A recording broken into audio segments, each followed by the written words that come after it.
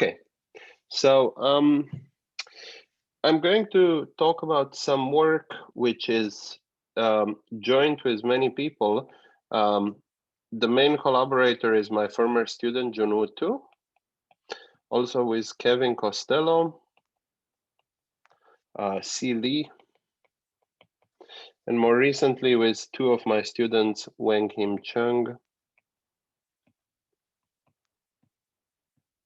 and Yun-Fan He. Okay, so I will try to spend about half of the talk or a little more telling you what are these categorical enumerative invariants.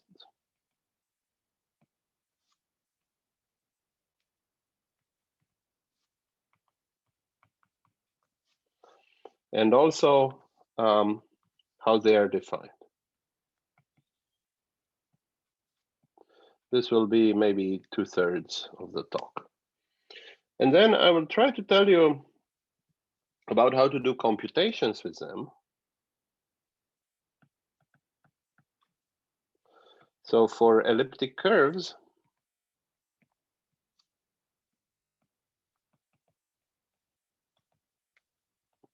I will try to compute the analogues of Gromov-Witten invariants.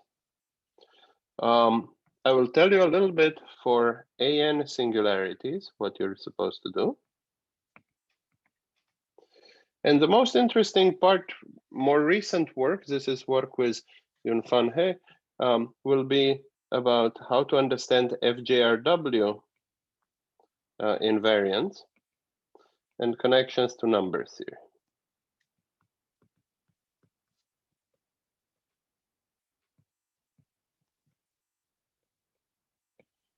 Right. So let me begin with what the categorical invariants are. The idea is that you start with some data, which is a cyclic infinity algebra, A, and an extra data, a splitting, which I will call S, which is a map from the Hochschild homology of A to the negative cyclic homology of A of the Hodge filtration.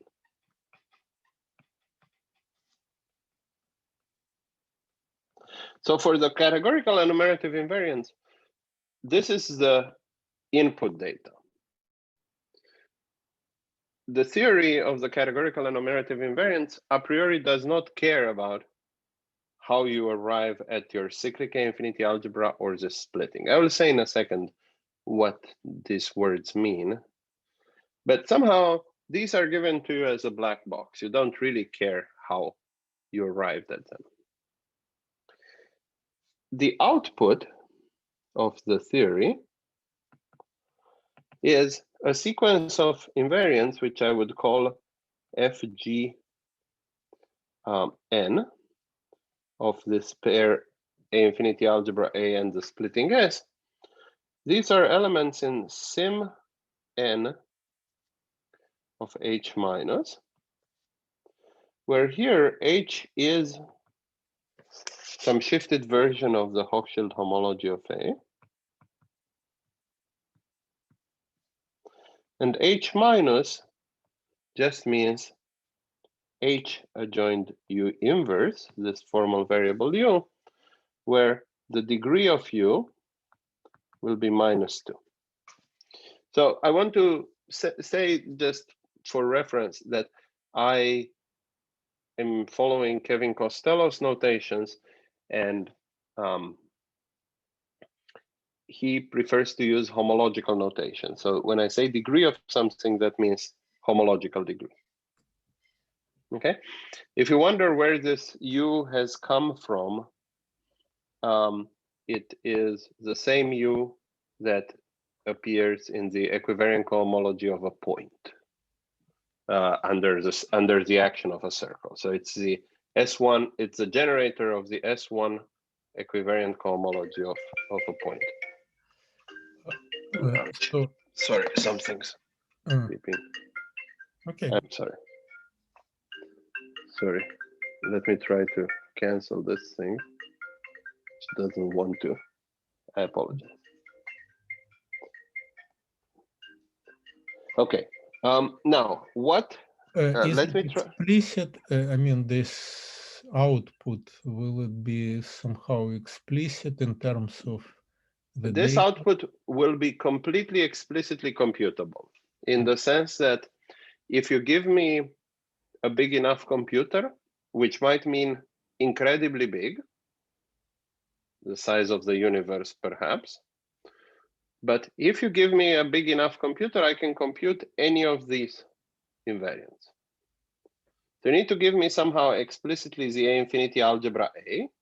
What that means is you give me access to to all the higher multiplications. Actually, for any one of these, I only need to access finitely many of the higher multiplications of the algebra.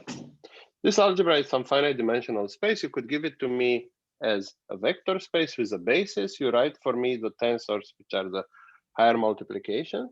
You give me the pairing, which forms a cyclic structure. You give me the splitting, and that allows me to calculate these things completely by computer. I don't need to do any thinking. So the formulas are complete. They are recursive. I can't write down explicit formulas from the beginning for everything, but there's an algorithm for them. And the relation of these invariants to something like Gromov-Witten invariants. That's what I'm going to say now. Okay. So let me first say a few more things. What is a cyclic infinity algebra? So I want to define a few more of these terms, and then I will explain. A cyclic infinity algebra is an infinity algebra.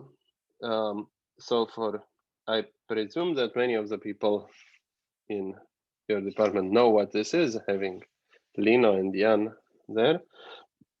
So this is a vector space A together with some operations M2, M3, and so on, Mk from A tensor K to A, with some degree, and satisfying some complicated relations. So these are supposed to kind of generalize the fact that M2 is associative. In this setting, M2 will still be associative. It will be a multiplication. It takes two arguments, but this associativity is modified by higher operations M3 and so on. So I should have put some ... here. This never, it's perfectly possible for infinitely many of these operations to be non-zero.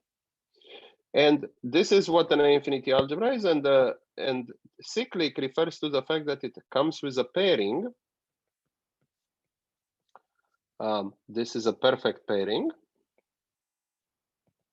which automatically forces A to be finite dimensional. And it needs to satisfy this condition, which at first seems really odd, that if I pair A1 up to AK with AK plus 1, this is cyclically invariant. So -1 to some power, Mk of AK plus 1, A1 up to AK minus 1, comma AK.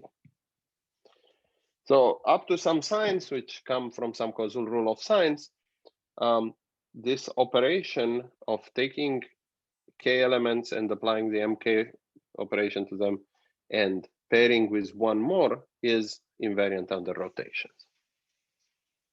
Okay. This allows us to think about these gadgets as somehow corresponding to having a disk and K plus 1 points marked on the boundary, and we are pretending that we label the points on the boundary by A1 and so on up to AK plus 1. And this has a well-defined meaning as a, let's say, complex number. Okay. All right. Now, what you should think of, where do you get these cyclic infinity algebras? So examples can come from, for example, a Calabi-Yau manifold, compact Calabi-Yau manifold, X. And then what you do is you take E to be a generator of the derived category of X. Take A to be X star of EE. And we know that there are higher multiplications. So the M2 will be the Yoneda multiplication, but there you can find higher multiplications such that you get a cyclic infinity algebra, and moreover, somehow this A is Morita equivalent to the derived category of X. So this Morita equivalence relation is not very important for us, but what it means is that all the calculations we will ever do with Hochschild homology and cyclic homology and so on are invariant under Morita equivalence. So replacing the original variety X by this cyclic infinity algebra does not lose anything for us. Okay. I will say a little bit more about what is a splitting S. Well, what you should think of is it's a map from the Hochschild homology of X to the negative cyclic homology of X. But in practice, what you should think, yes? Could you explain this example with the A being the X star, where the cyclic is reflected? Oh, yes. The cyclic structure comes from the Calabi-Yau structure. Okay. Because if you have, in general, if you have a Calabi-Yau, if you have any compact manifold, Serre duality tells you that X star of EE is dual to X star E tensor omega X shifted by the dimension, comma E. Okay, but oh, sorry, maybe I needed to put this on the other side. My bad. So E tensor omega X shifted by D.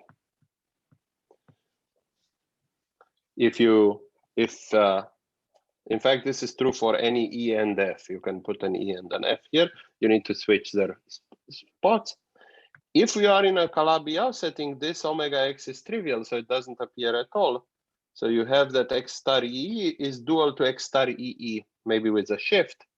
Mm-hmm. And saying that two spaces are dual is the same thing as saying that, that the space is dual to itself is the same thing as saying that it is endowed with a pairing. Thanks. Sure. This D is the degree of this pairing that we had before. And this also appears here. So it can have some degree. That will be exactly the same as the dimension of the manifold. Now, what is this splitting S?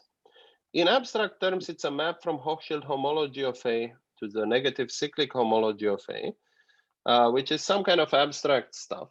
Remember that you always have a map like this. The negative cyclic homology always maps to Hochschild homology, projects down. And this S is required to split that map. In other words, if you go first by the splitting and then you come back by the projection, you end up with the identity map. But in practical terms, maybe let me try to say a little bit more explicitly what that means. This S is something like this. think about taking a Hochschild chain, and I put it's a chain complex with respect to the Hochschild differential B. Negative cyclic chains are things that look like C star of A double bracket U, but with differential B plus UB. The B is the Hochschild differential and big B is the cone circle differential. Saying that something on the right is closed under B plus UB means that the degree 0 term is closed under B. So you can always take the map that goes this way, simply taking something that looks like A0 plus UA1 plus U squared A2.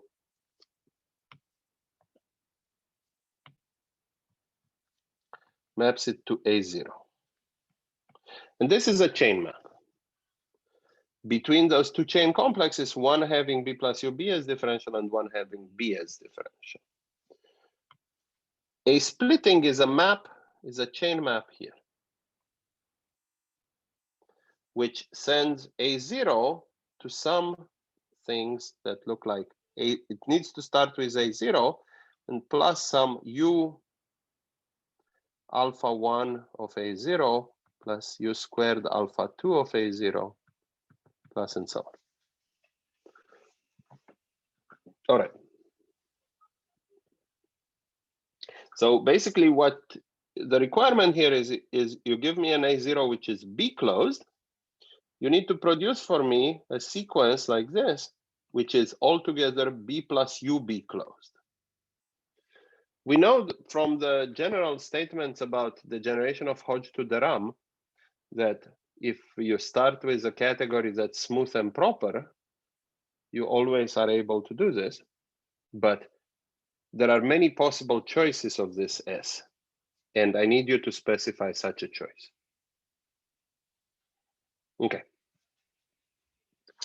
Now, the most important example that Ian was asking about is how about the following example. If X is a compact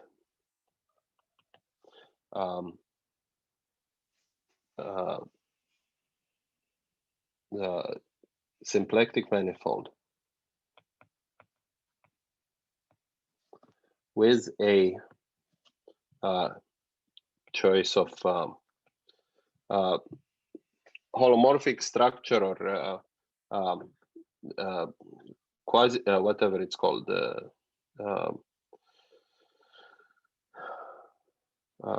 pseudo holomorphic structure.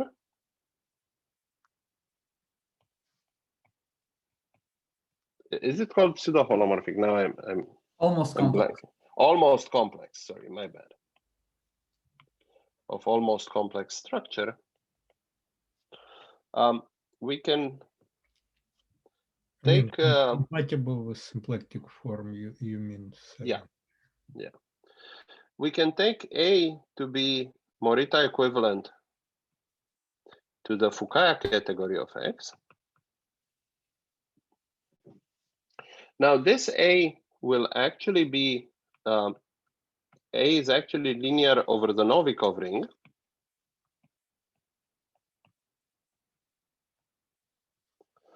So at least in the case where, so one way to think about this fact is that really A is a family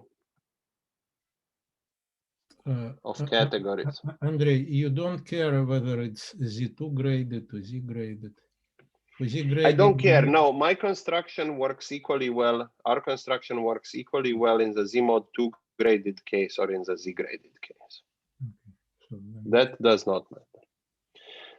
So the fact that A is linear over the Novikov ring means for me that A is a family of categories over something like a punctured disk. I'm not going to try to make this more precise, but the monodromy of this family induces a splitting of the Hodge filtration. So why punctured if it's Novikov ring and not Yeah, sorry, for the Novikov field.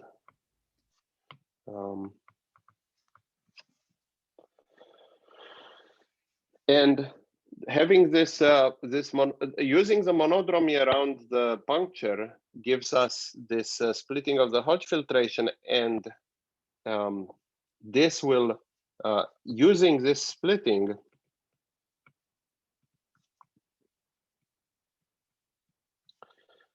it is conjectured that the categorical enumerative invariants recover the Gromov-Witten invariant. What mean recover? Are there formulas? No, what we know is the following, that in all the examples that have been computed, the categorical enumerative invariants match exactly with the Gromov-Witten invariants. So the examples where it has been computed, where they have been computed, is genus 0 for a point, for x equals to a point. Genus 0, 1, and 2 for x equals to elliptic curves. Well, sorry, since I write the A model, x being the 2 torus.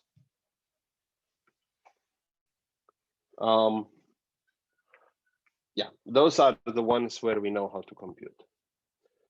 So the fact that they seem to work well for the family of elliptic curves and in genus 0, 1, 2 seems to suggest that this is a pretty solid conjecture.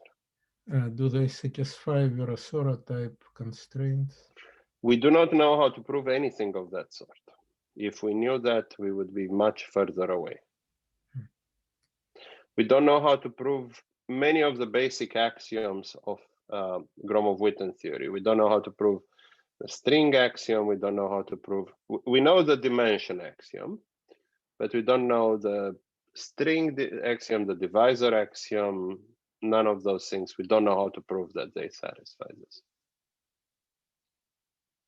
However, what we know, that so there are some, so I don't know enough symplectic geometry, but talking to people like Mohammed Abu Zaid, there are a set of standard conjectures in symplectic geometry, a set of standard assumptions that everybody believes but nobody wrote down, that the Fukaya category satisfies.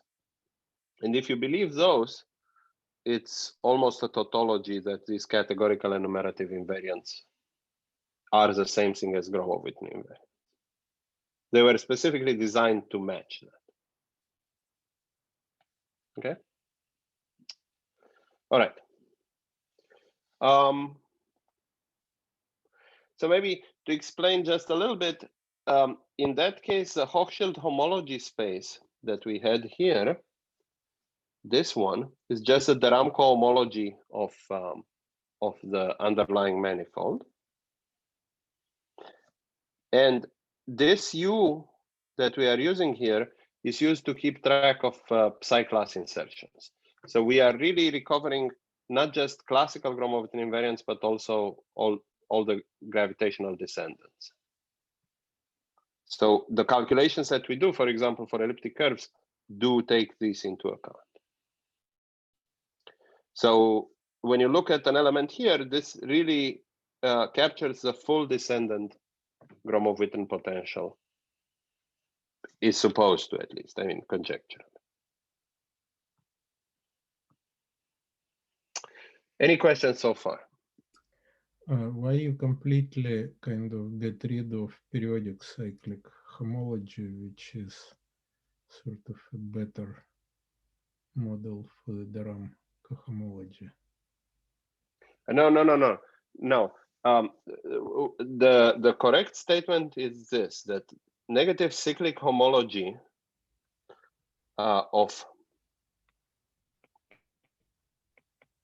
the derived category of X is a model for de Ramco homology of X. On the other hand, the Hochschild homology of the Fukaya category is a model for the RAM. So if you are on the A side, the state space of insertions classically is the RAM cohomology.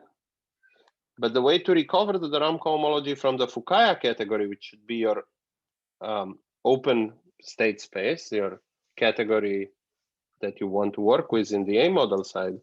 So to go from the Fukaya category to the RAM cohomology, you want to take Hochschild homology, not cyclic homology.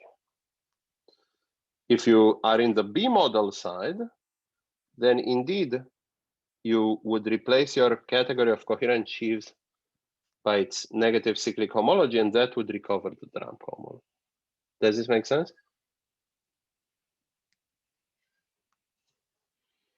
Well, I would work with periodic cyclic homology on the B side, but it's... Yeah, periodic cyclic, sure. This doesn't make much of a difference. Negative cyclic and periodic cyclic are fine. But what I'm saying is that the insertion space really should be Hochschild homology, not some version of cyclic homology. And it's exactly the splitting that tells you this extra information, how to relate the Hochschild homology to the cyclic homology. Okay. Let me try now to give some ideas of the construction.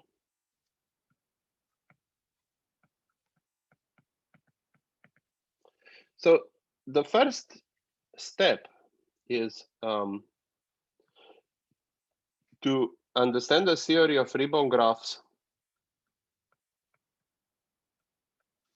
with input and outputs.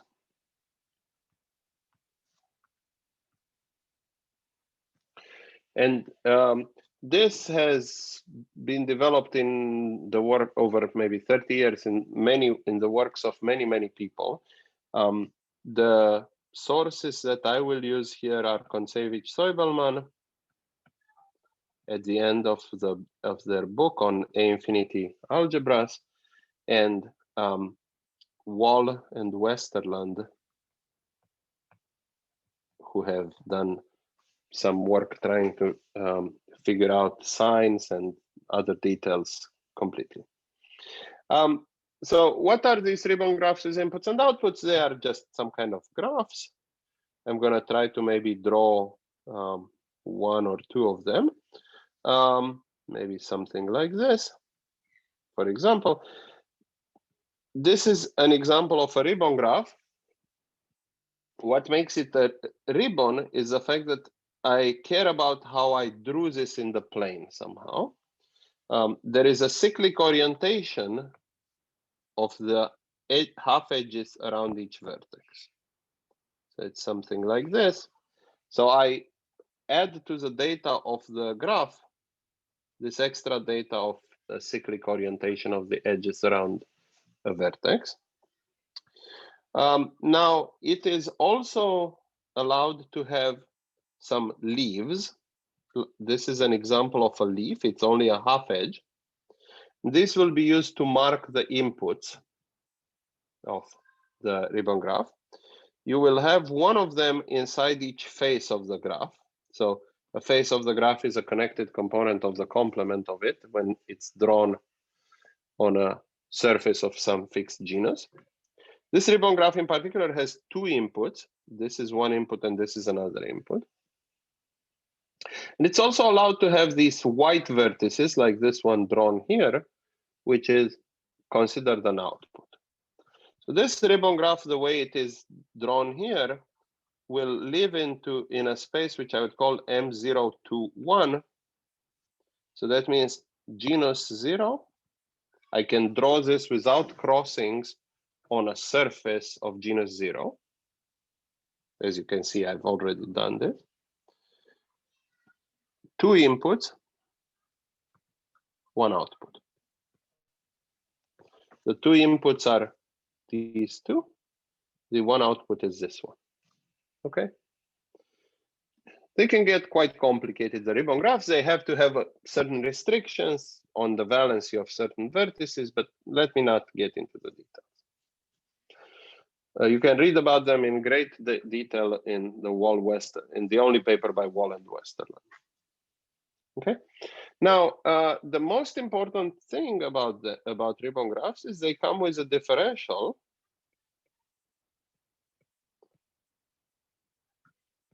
The vector space spanned by all ribbon graphs, which preserves these kind of invariants, the genus, the number of inputs and the number of outputs.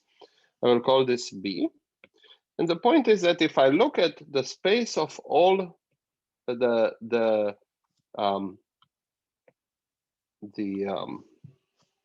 maybe I should have called this R for ribbon graphs.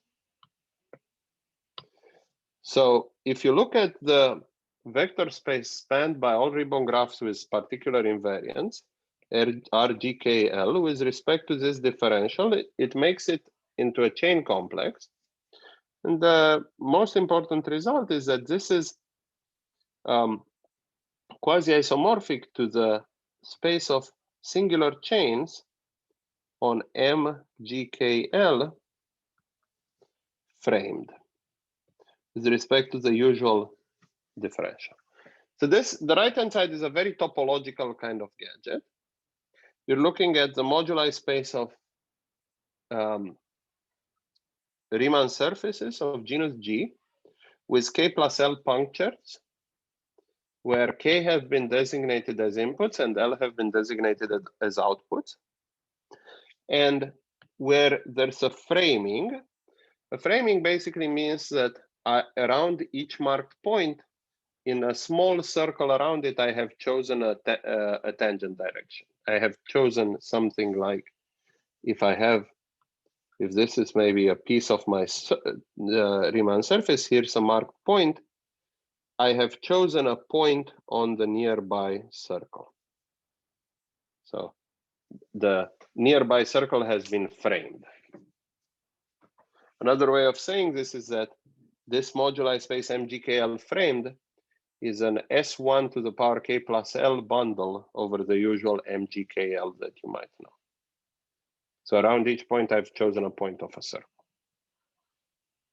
Okay, so what I am telling you here is that using ribbon graphs, which are some purely combinatorial gadgets that computers can easily compute with, we can calculate stuff about the homology of moduli spaces of curves. All right, that's the first statement. However, in this statement here, it's very important to notice that K must be at least 1. The number of inputs must be at least 1. We can never talk about a ribbon graph with 0 inputs. And that is because of purely the graphics of things. If you have a ribbon graph, it will need its faces, which are the inputs, are connected components of the complement of what you get when you draw the ribbon graph on a surface, and no space has 0 connected components unless it's empty. Okay. All right. All right. What's the second part of the construction? It's what I would call a TCFT. Namely, if we define L to be the Hochschild chain complex of A with a shift in degree by D, so if you want the Hochschild chain complex, this L, the homology of this L will be the H that we had before.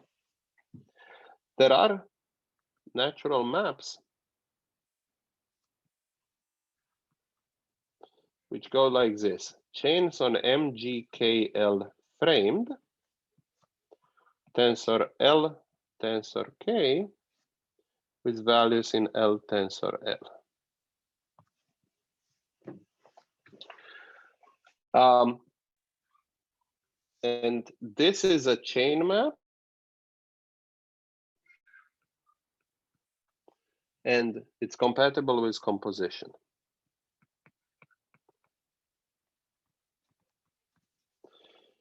So this was first described by Kontsevich-Soibelman and also by Costello.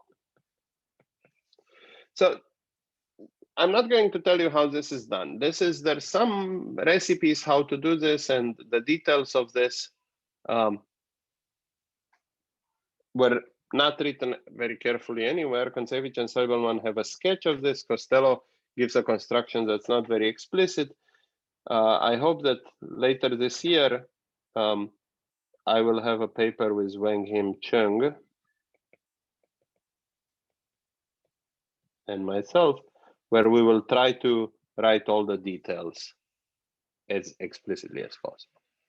But the main point is that what you should know about these maps is that basically you give me an element in here, which I can think of just as fine as a ribbon graph, by what I told you before.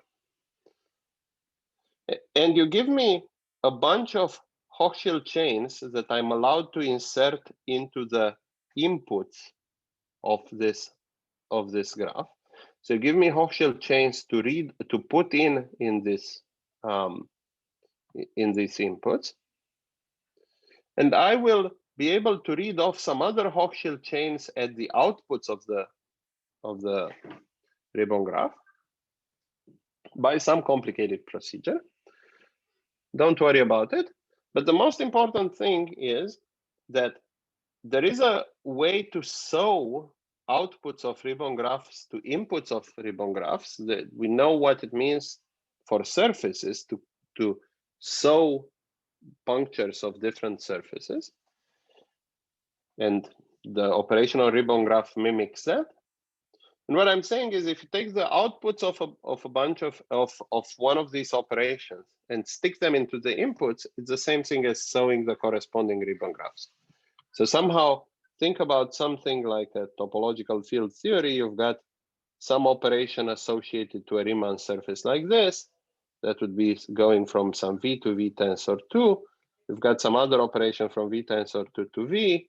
Or you can sew these things together and get a map, get a surface with one input and one output, which corresponds to a map from V to V. The result of sewing should be the same thing as the result of composing maps. This is something that has been constructed before. Okay.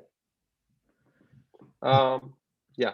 Yeah, but kind of for graduate students, you can think that L, it's a sort of space of differential forms, and you just integrate some forms over cycles of the moduli space, this MGKL.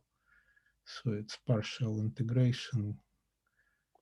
So Exactly. It's not a very mysterious.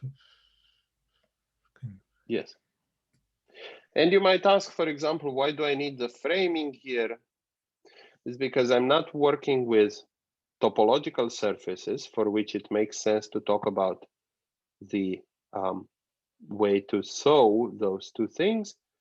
I need to make sense of this in the case where this surface and this surface carry some conformal structures.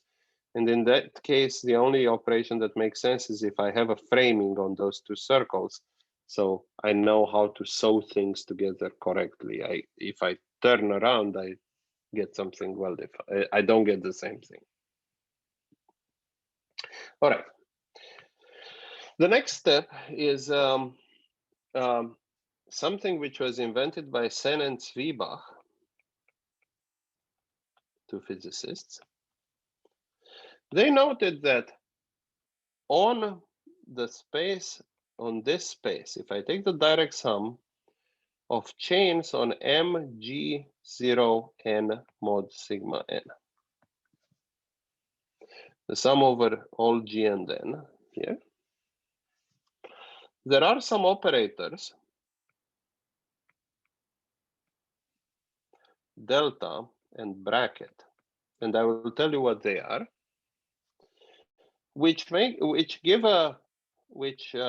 turn this into a DG Lie algebra.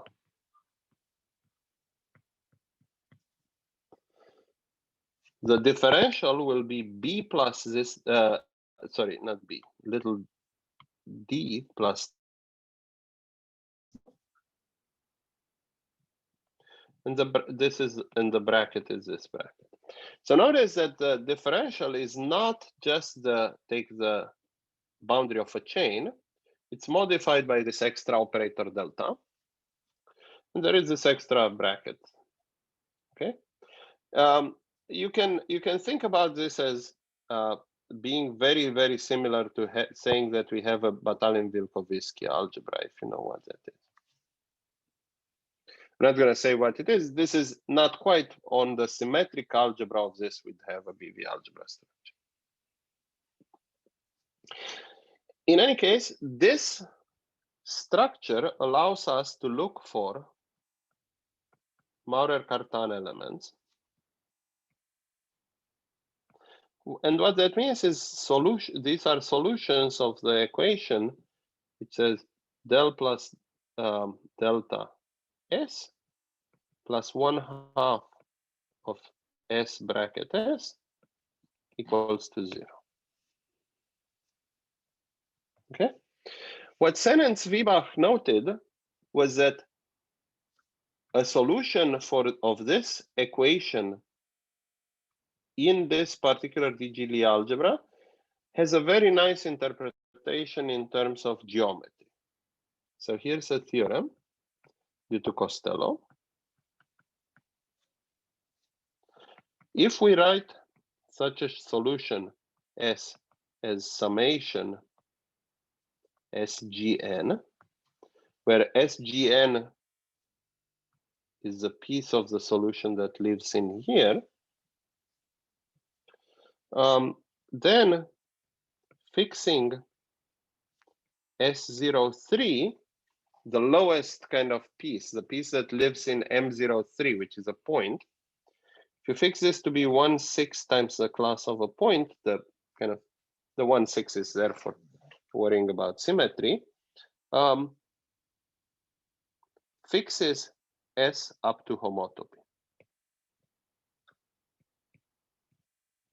So this, if you think about this like a differential equation, which you could try to solve recursively from lower degree terms to higher degree terms, the Costello's theorem says that if you give me this initial condition, and then you try to recursively solve this for higher and higher SGNs, at each point you will always be able to find a solution.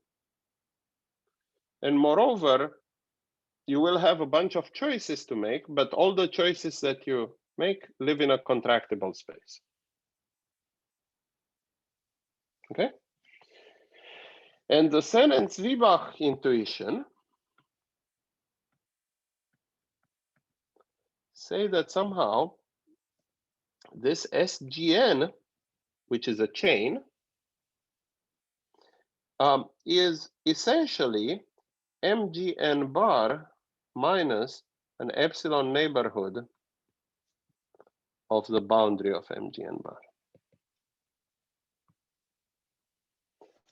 Of course, there are coefficients, and this makes life a lot more complicated. The Gromov-Witten invariants are rational numbers, which if you just ignore their magnitude, you're losing everything. But the picture that you should have in mind is, for example, I'm going to draw here M04 mod sigma 4. Sorry, this is mod sigma n. M04 mod sigma 4 is a sphere with, and if I want to compactify it, I need to add 1 point. It's a sphere minus a point. This is a point, this is a boundary. This is the part that's in M04 bar minus M04.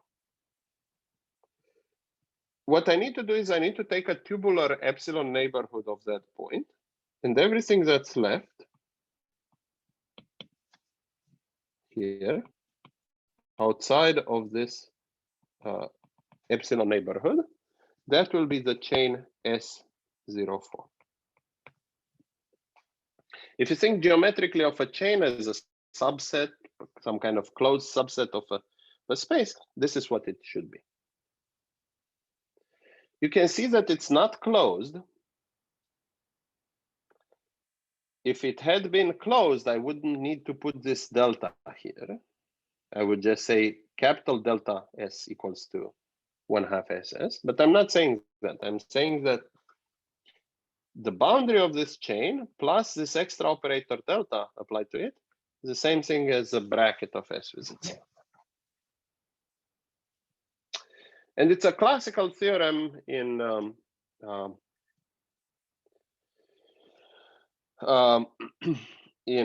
the theory of moduli spaces of curves, that these chains, which are sometimes called the fat chains, are well defined up to homotopy. Okay. So now notice that I have kind of completely ignored here the fact that on one hand, before I told you, you should be working with chains in MGKL where K is greater than 1. Those are the ones that can be represented by ribbon graphs. On the other hand, now I've told you, let's look at those with 0 here. All of them are outputs, no inputs. The main point here is that this DGLA, while it makes perfect sense from the point of view of chains on moduli spaces, does not make sense. I cannot represent this DGLA as something with ribbon graphs. So even though I told you, well, I can compute anything I want with ribbon graphs, I can compute stuff as long as this number of inputs is greater than or equal to 1. This DGLA, I cannot compute explicitly with ribbon graphs. It's something that's defined geometrically, but it's not defined combinatorially. All right. Let's ignore for a second this problem. I just wanted to point out that there is a problem there. So if we could extend the TCFT to the case where I have 0 inputs, we could look at the value of the TCFT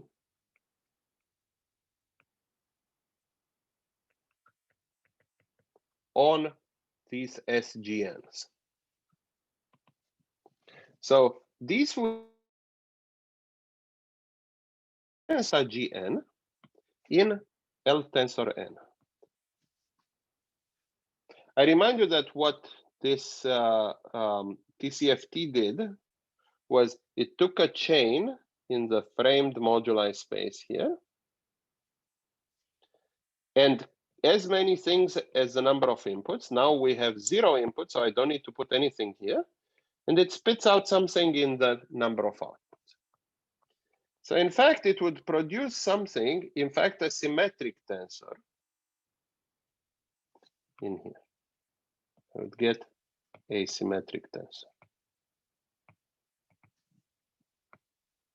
Right?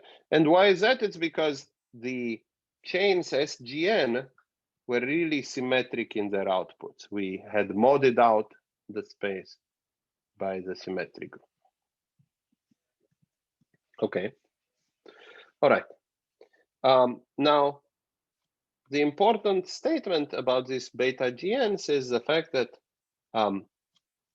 so the operators delta and bracket were defined completely geometrically, and they have analogues on the level of ribbon graphs. So the statement is that there is an analog of delta and bracket on L. And then this summation of beta GN satisfies a Maurer-Cartan equation on L. So remember that the original SGN satisfied a Maurer-Cartan equation on chains. I've pushed forward this solution to this space L, this L now satisfies, their images satisfy the same equation, but on L. All right.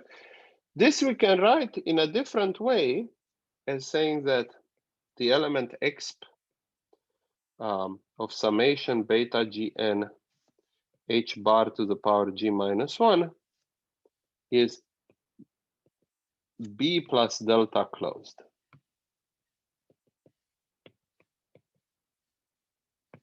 This is a standard fact in the theory of BV algebras, that saying that something's a equation, a solution of the Maurer-Cartan equation is equivalent to saying that its exponential, something of this form, will be closed with respect to a deformed differential.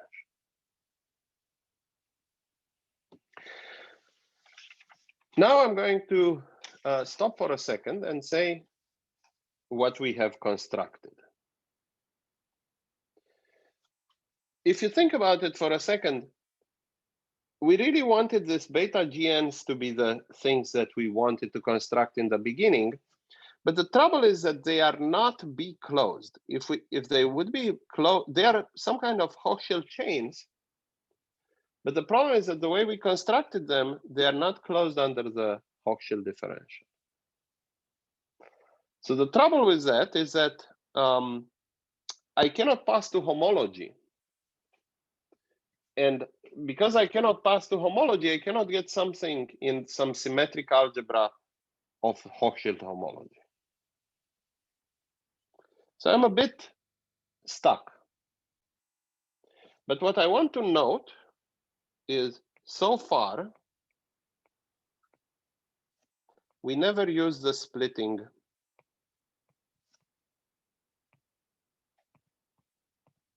S.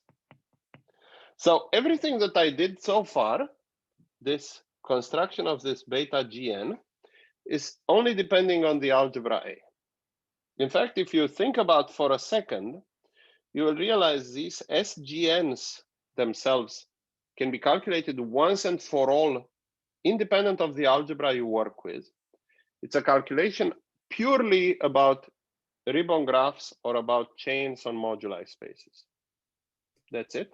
It doesn't care about what the algebra A is. This would play some role, if you want, of approximations of the fundamental class of the moduli spaces of curves. Then the A-infinity algebra gave you a way to take these and turn them into some Hochschild chains for the algebra, because the A-infinity algebra gave me the TCFT. Well, but TCFT is not sufficient for construction of Gromov-Witten invariants. You need cohomological field theory, which is exactly the generation Hodge to the RAM. Exactly, exactly. So what I said is I've constructed something here, but these guys, these beta GNs that I constructed, they are not independent. They're not cohomology classes. There are some particular chains, but which are something weird. They cannot be used for anything good. But now I can explain what we do. So the next step would be to note that delta is itself defined in terms of the circle operator.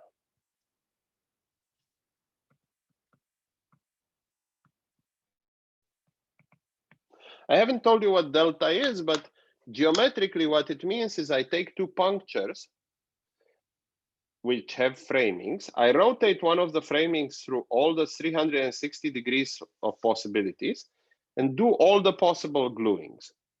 So what that means is I'm looking at the action of big B of the circle operator on one marking, and then do the sewing on with the resulting chain. But the important thing is that this delta depends on the circle operator B. And a splitting of Hodge to the RAM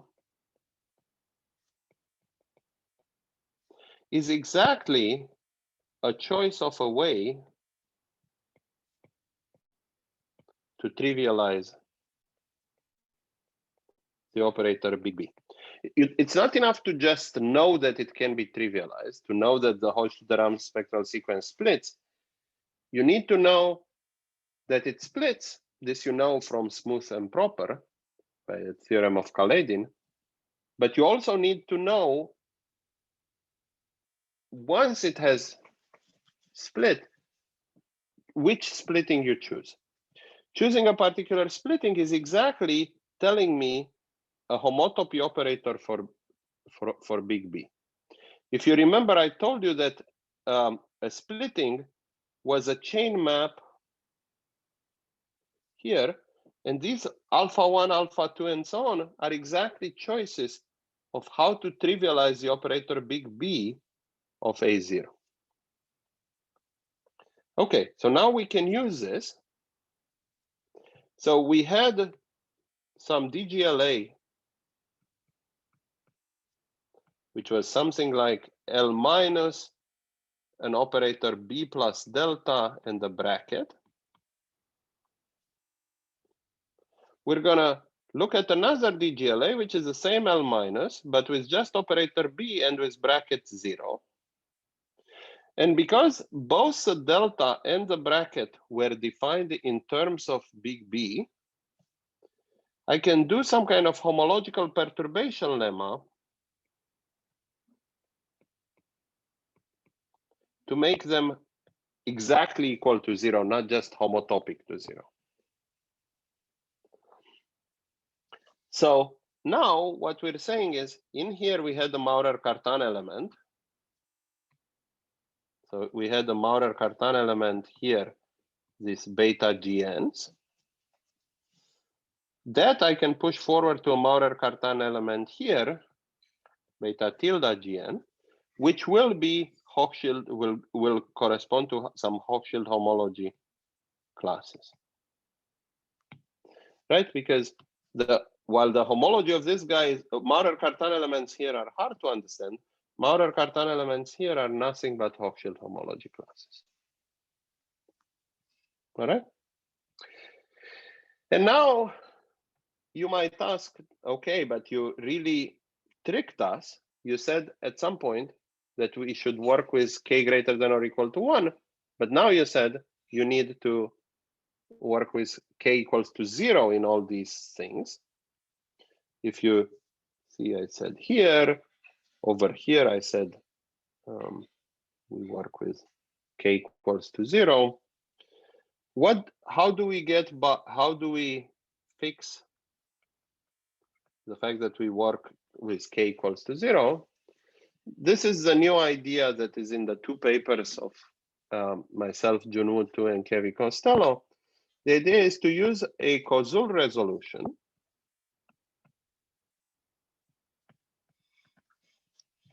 which says the following thing, that if I look at chains on MG0n mod sigma n, this is a guy that I actually want to work with. This chain complex can be replaced by the total complex of a bicomplex, but which looks like this: mg1n minus 1 mod alt 1 cross 1 n minus 1, which goes to chains on mg2 n minus 2 mod alt 2 cross 1 n minus 2, goes to chains on mg n0 mod alt n. That's it. So this is a very analogous situation to the usual Koszul resolution, where we try to replace the symmetric algebra. This is kind of a symmetric algebra on something, by a sequence of exterior algebras and symmetric algebras. Here, modding out by the alternating representation times the trivial representation is exactly saying, I'm going to work with the inputs, but regard them as skew symmetric, and with the outputs as symmetric. So everything that is over here, all this makes sense for ribbon graphs. So I will, since everything I do is anyway up to homotopy, I can replace this space on which I needed to compute by these guys. So I construct a big DGLA using these guys, and I do all my calculations. I can compute here the string vertices by solving the Maurer-Cartan equation in here.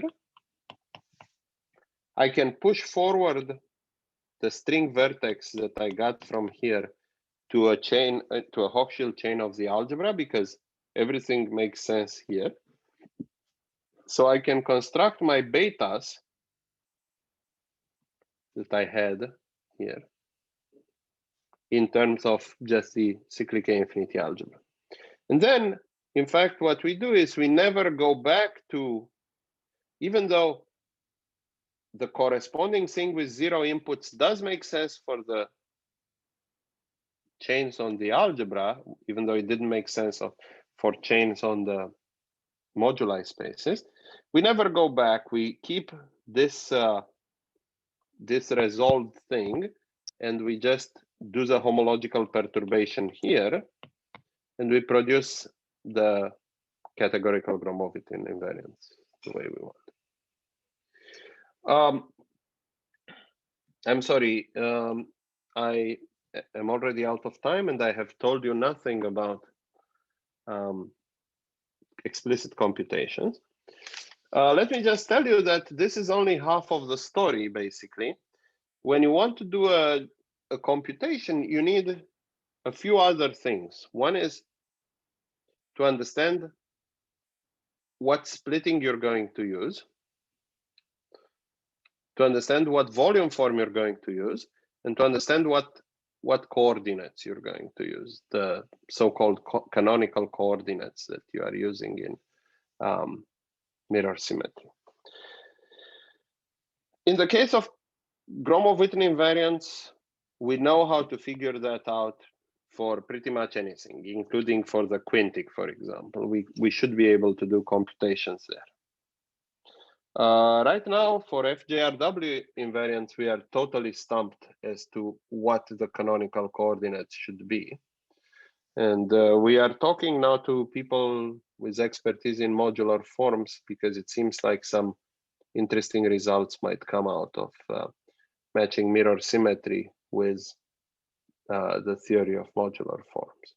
Somehow the whole issue is about the fact that values of modular forms at certain points are not rational numbers, but we know that FJRW invariants are rational numbers, so we expect that after a rescaling, we could prove that all the coefficients of modular forms will be rational numbers. So this is the connection to number theory. Let me stop here. Okay, thank you very much. Thank you, Andrei. Very interesting. So questions, please.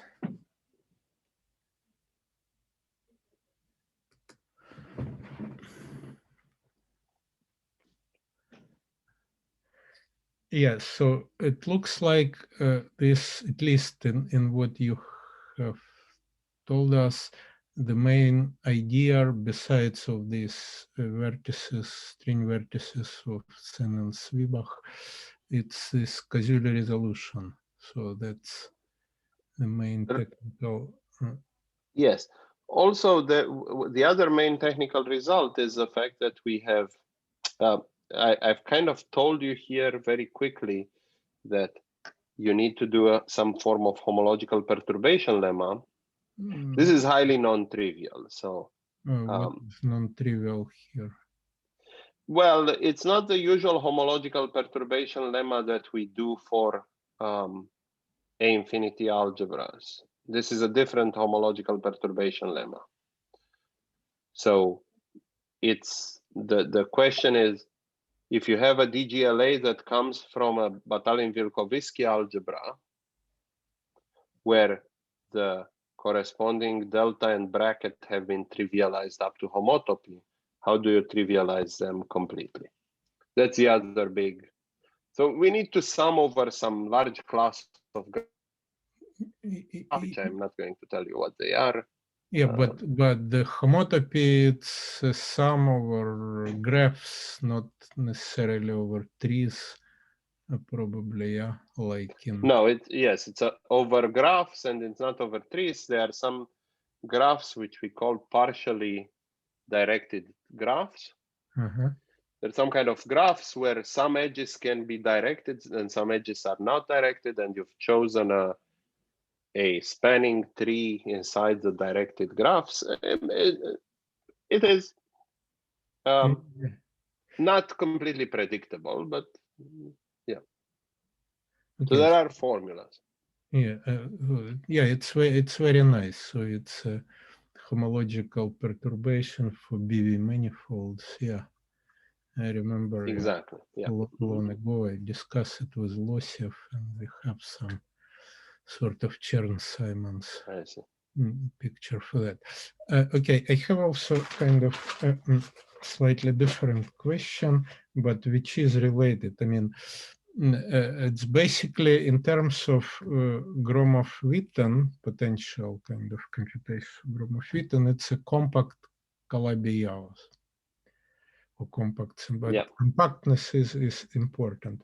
On the other hand, people, especially physicists, they compute invariants, we can call them Gromov-Witten, whatever, a model invariants for non-compact Calabi-Yau. They like three-dimensional case. It's what I know better than higher dimensional.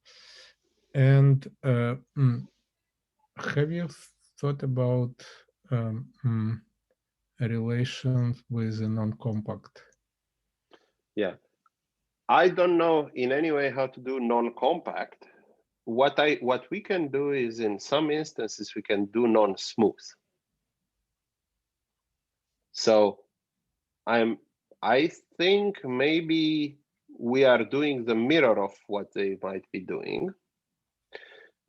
So for example, we can calculate certainly Gromov-Witten-like invariants of things like the nodal elliptic curve, the rational nodal curve. The only difference there, so the whole theory goes through, except that we are restricted in the class of insertions. You are not allowed to insert Hochschild classes which do not extend to nearby. So the Hochschild homology of the nodal elliptic curve is very big, but very few of the most of the classes only exist at the singular fiber. Very few of the classes extend to nearby fibers. If you're willing to define a theory where all the insertions have to come from those classes that do extend to nearby fibers, you can make complete sense of singular. So allowing A to be a singular A infinity algebra, but it still has to be proper. We don't know anything. So yeah, it's like a version of, on the B side, it would be analog of the category of coherent sheaves on the non-compact, say Calabi-Yau, with compact support. And now that's right. on the Fukaya, you have this compact collapsing cycle. Yeah. Yeah. It can be, yeah. You see, for non-compact, at least three-dimensional Calabi-Yau, there are some alternative techniques, and I was kind of wondering for a long time how it's related with more conventional. There is this topological recursion, very explicit formulas by Einar and others. Yeah. And so, right. I don't know what to do in the non-compact case. You see, there is another interesting question. We know that actually the whole theory of of constructing this topological conformal field theory from ribbon graphs, one of the reasons why we only allow non-zero inputs, positive number of inputs, is because we need to we cannot have this operator. Sorry. This operator does not make sense on an infinite dimensional space, the thing with 0 inputs and 2 outputs. Yeah, because this guy wants a scalar to be product. Yeah, it's a scalar product which should give you an isomorphism with exactly. Yeah. So this would want to be something like this, and this cannot be allowed. So somehow from what we understand, the fact that we allow 0 inputs, we allow 2 inputs and 0 outputs, it's related to the fact that the category has to be proper, but we don't particularly care about it being smooth. It seems like there should be a dual theory which allows as input smooth but not necessarily proper algebras, and which allows for 0 inputs but does not allow for 0 outputs. So there seems to be a duality, right? That somehow 0 inputs does not allow non-proper, and 0 outputs does not allow non-smooth. We haven't tried to do more work about this. Yeah, actually, for this abstract formalism, which might be relevant both to non-compact and to non-smooth story, there is this notion of weak Calabi-Yau structure. Okay. Yeah, this Kontsevich and Vlasopoulos. Yes, I know about that one. Yeah, and so kind of some part of the language can be translated into that framework, and it's good for non-compact Calabi-Yaus. This is true, but they use slightly different moduli spaces, more complicated than this MGKN. They have more indices. I understand. Yeah. All right. So anyway, maybe more questions. Maybe let me just say that the most interesting thing for us now is we are trying to work out what happens if we replace categories of coherent sheaves on a manifold by matrix factorization categories, which might only be Z-mod 2 graded or might have some group action. And we're trying to do calculations for those. This are expected to produce the FJRW variants from. So the B model analog of FJRW.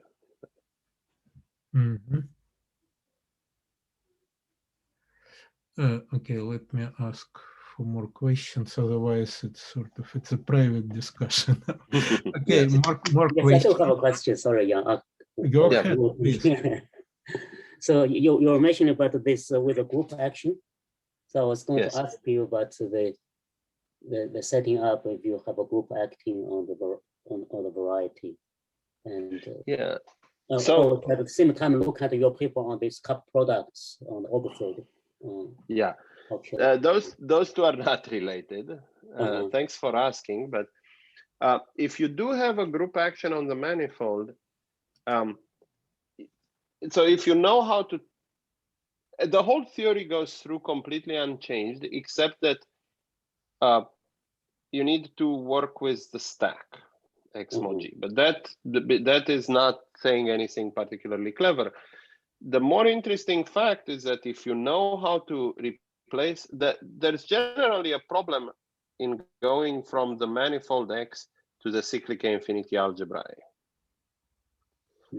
For arbitrary manifolds, we don't know how to do this. If you give me an arbitrary Calabi-Yau here, we don't know how to take to produce an infinity algebra. Junwu has a recent paper where he uses matrix factorization categories to construct this for the case where X is a hypersurface. So in that case, we know how to do that. And the idea is to use Kontsevich deformation quantization. The nice thing is that if you know how to do it for X to produce an A-infinity algebra, a cyclic A-infinity algebra, you also know how to do it for X mod G. What you do is you use an A-infinity algebra called the smash product of A with G. Okay. And this makes sense. You basically just put G worth of, if G is a finite group with n elements, you just put n copies of the algebra A and you put certain morphism between these copies. This makes the algebra bigger, but in principle, you have something that you can compute with. I mean, that's what the equivalent or stacking level Exactly. you consider. So there is an algebraic version of taking the quotient stack. And that is kind of something very manageable from the point of view of the theory. In particular, one of the important things that Junwu noticed is that this allows us to define a version of FJRW theory for orbifolds with arbitrary group of symmetries, where in the classical FJRW theory, there are very big technical problems with defining FJRW theory when the group G is not, I don't remember, either the minimal or the maximal group. For defining it in between, you cannot define, as far as I understand it, FJRW theory yet. So in the cases you have already considered that whether the group is finite or reductive. Oh, no. Reductive, we have no idea what to do with. Okay. We never tried to do reductive. No, only finite. Yeah, thank you. Sure. Okay, more questions?